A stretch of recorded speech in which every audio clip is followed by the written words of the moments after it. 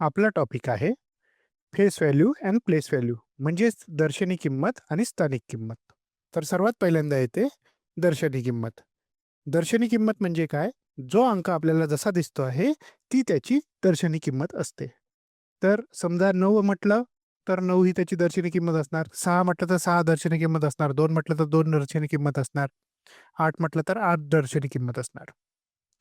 तर दर्शनी किंमत काय काय असू शकतात? दर्शनी किंमत असू शकतात 0, 1, 2, 3, 4, 5, 6, 7, 8, 9 या सगळ्या दर्शनी किंमत असू शकतात. 10 किंवा त्याच्यावरचे दर्शनी किंमत आपली नसते. तर जी गोष्ट जशी दिसते तशी तशी किंमत म्हणजे दर्शनी किंमत. दर्शनी किमतीमध्ये तो जो अंक आहे तो कोणत्याही स्थानी असू शकतो. तो एकक स्थानी असू शकतो, दशक स्थानी असू शकतो, शतक स्थानी असू शकतो, सहस्त्र स्थानी असू शकतो, कुठल्याही स्थानी तो अंक असू शकतो. पण तो अंक जसा दिसायला आहे ही त्याची दर्शनी किंमत असते. म्हणजे जर समजा मी एक उदाहरण घेतलं 50,335 हे जर उदाहरण घेतलं तर हा जो 5 आहे याची जर दर्शनी किंमत विचारली तर 5 ही झाली त्याची दर्शनी किंमत किंवा फेस व्हॅल्यू. तशी दुसरी किंमत येते स्थानिक किंमत म्हणजेच प्लेस व्हॅल्यू. तर स्थानिक किंमत किंवा प्लेस व्हॅल्यू म्हणजे काय? तो अंक कुठल्या पोझिशनला आहे, म्हणजे तो एकक स्थानी आहे, दशक स्थानी आहे, शतक स्थानी आहे का सहस्त्र स्थानी आहे, कोणत्या स्थानी आहे त्याच्यानुसार त्याची किंमत ठरते. तर समजा आता पहा इथे काय दिलेलं आहे 8,962 हे मला एक उदाहरण दिलेलं आहे. मला या 8ची स्थानिक किंमत जर काढायची असणार तर मी काय करणार 8 तसा तसा लिहिणार व त्याच्या समोर जितकेही अंक येतात तर तितके त्याच्यासमोर 0 लावणार. तर ही माझी झाली स्थानिक किंमत म्हणजेच प्लेस व्हॅल्यू. आता ह्या वरचं एक उदाहरण आहे पहा 50,335 हे आपण उदाहरण घेतलं तर मला या 5 ची स्थानिक किंमत जर काढायची असणार तर मी काय करणार 5 तसाच्या तसा लिहिणार आणि त्याच्या समोर किती अंक आहे तेवढे मी 0 लिहिणार. तर पहा 1, 2, 3, 4 तर त्याच्या समोर मी 1, 2, 3, 4 0 लिहिणार. तर ही त्याची झाली स्थानिक किंमत म्हणजेच प्लेस व्हॅल्यू.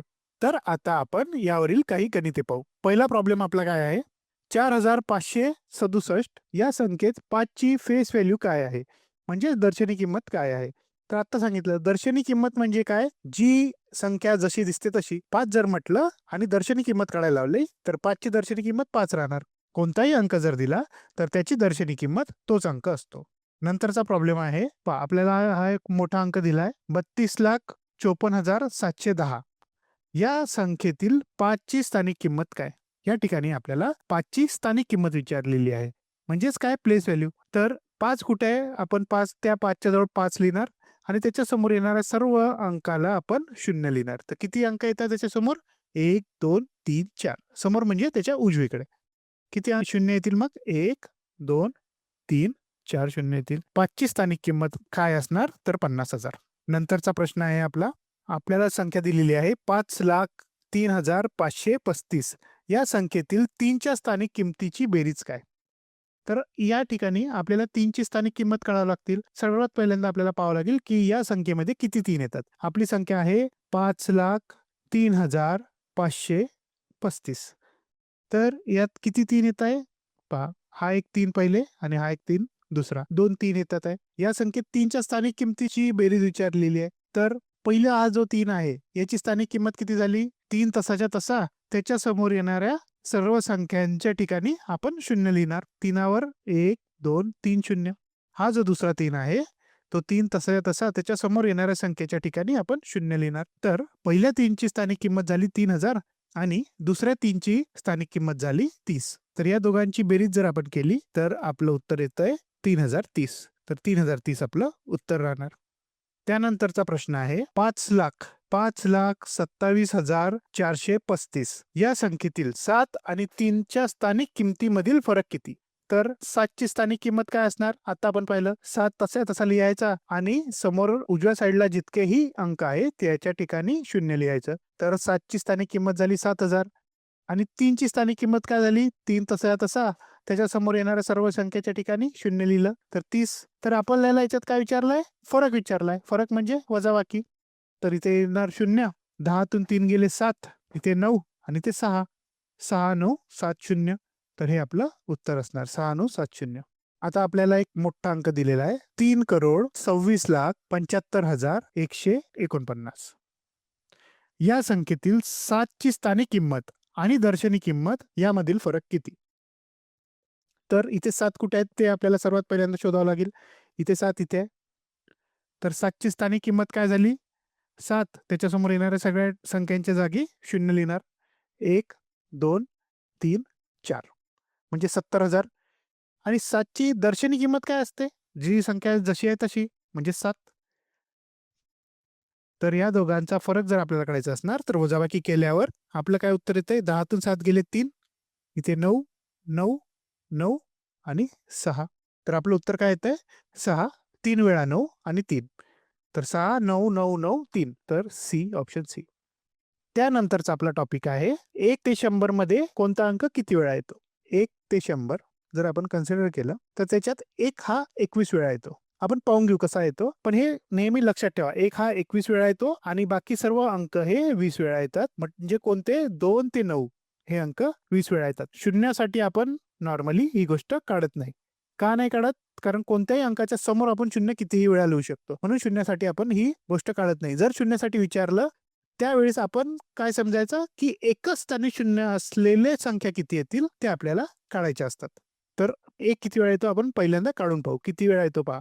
1 मध्ये एकदा 1 येईल. त्याच्यानंतर 21 मध्ये एकदा 1 येईल. 21 का डायरेक्टली घेतलं मी सांगतो नंतर. कारण 10, 11, 12 याच्यात प्रत्येक ठिकाणी एकदा 1 येतो. 31 मध्ये येईल, 41 मध्ये येईल, 51 मध्ये येईल, 61 मध्ये येईल, 71 मध्ये येईल, 81 मध्ये येईल, 91 मध्ये येईल आणि त्यानंतर 100 मध्ये सुद्धा 1 येईल.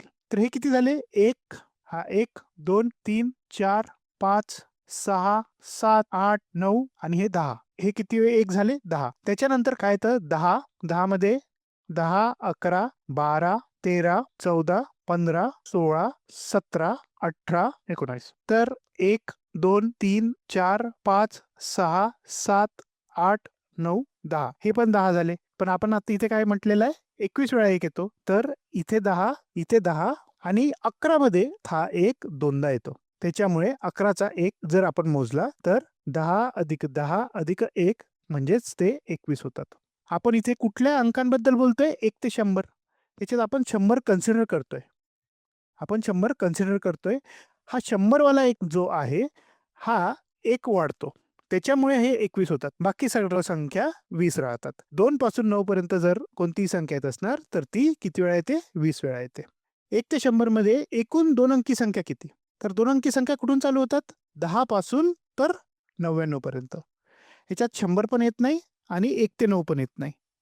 1 ते 9 पण आपल्याला याच्यात येणार नाही आणि 100 पण येणार नाही. तर ह्या एकूण संख्या किती झाल्या?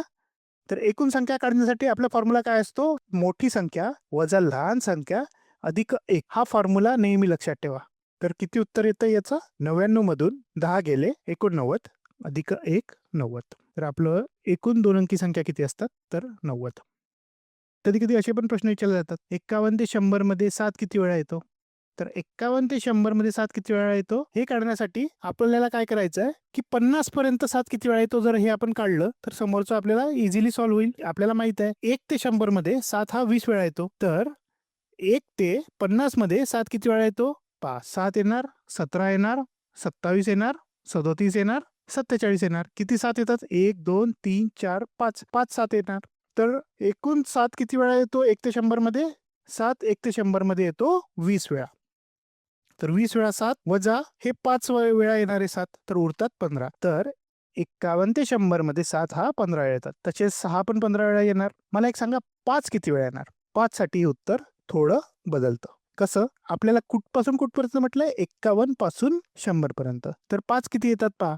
5, 15, 25, 35, 45. तर हे सगळे जसे आपण 7चे घेतले तसे. पण इथे एक 50 सुद्धा वाढतो. त्याच्यामुळे जर 51 ते 100 मध्ये 5 किती वेळा येतो हाच प्रश्न जर विचारला तर तो किती वेळा येतो? तर 20 वजा 6 म्हणजे 14 वेळा 5 येईल. तर आता आपण या प्रकारचे काही प्रश्न सॉल्व्ह करू. तर पहिला आपला प्रश्न आहे 1 ते 100 पर्यंत मोजताना अंक 4 किती वेळा येतो?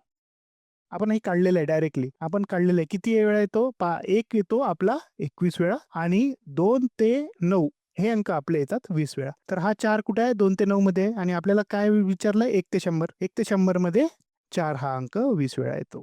त्याच्यानंतरचा प्रश्न आहे 1 ते 100 पर्यंत मोजताना अंक 2 दशक स्थानी किती वेळा येतो? पहा 10th प्लेसला याच्यात दशक स्थानी विचारलेलं आहे. आतापर्यंत आपण हे कुठल्या पाहिलं? एकक अधिक दशक दोघेही स्थानांवरचे पाहिले. तर 2 हा दशक स्थानी कुठून चालू होतो? 20 पासून चालू होतो.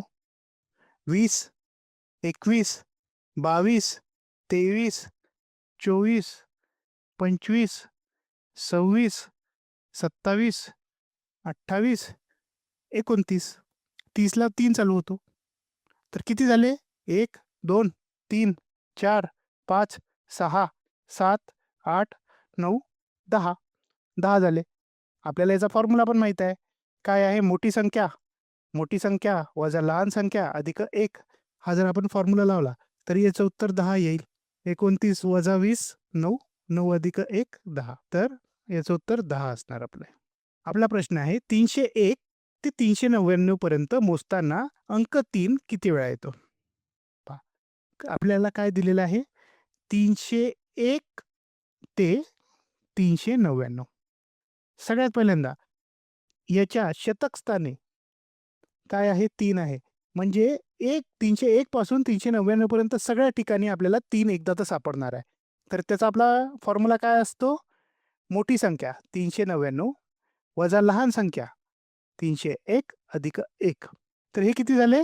9तून 1 गेला 8. 98 अधिक 1 म्हणजे किती येतात? 99. तर शतक स्थानी किंवा 100 प्लेसला किती? 99 अंक असणार आहे. आता 3 हा अंक 1 ते 99 जर मोजला आपण, म्हणजे 1 ते 99 कोणतं घेतलं मी? 301 मधला आपण 300 वाला इथे घेतलेला आहे. आता 1 ते 99 राहिलेलं आहे. 1 ते 99 जे राहिलेलं आहे, हे 1 ते 99 मध्ये 3 किती वेळा येतो? आपण काय 1 ते 100 पर्यंत पाहिलं होतं. 1 21 वेळा येतो. आता 100 मध्ये काही 3 नाही आहे आणि 99 मध्ये पण काही 3 नाही आहे. त्याच्यामुळे 1 ते 99 मध्ये 3 किती वेळा येणार? तर 20 वेळा. आपल्याला माहितीच आहे. वरचे जसे आपण सॉल्व्ह केलेलं आहे 1 ते 99 मध्ये 3 येतो 20 वेळा आणि वरचा आहे 99. तर आपण काय करणार? तर या दोघा संख्यांची बेरीज करणार. 99 अधिक 20 म्हणजे किती होतात? 119. तर आपलं उत्तर असणार 119. आतापर्यंत आपण जे पण सर्व शिकलेलो आहे त्यावरील हे काही प्रश्न आहे. या प्रश्नांचा तुम्ही स्क्रीनशॉट घेऊ शकता. एकदा हे सगळे प्रश्न सोडवून पहा आणि जर नाही आलं तर कमेंटमध्ये क्वेश्चन नंबर टाका. आपण तो सॉल्व्ह करू. हा आहे प्रश्न संच 2. याचाही तुम्ही स्क्रीनशॉट घेऊन ठेवा.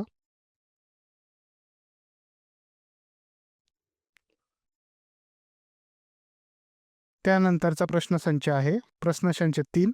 त्यानंतरचा प्रश्नसंच आहे प्रश्नसंच 4. त्यानंतरचा प्रश्नसंच आहे प्रश्नसंच 5. तर हे 30 प्रश्न इथे दिलेले आहे. तर तुम्ही हे सर्व प्रश्न एकदा सोडून पहा.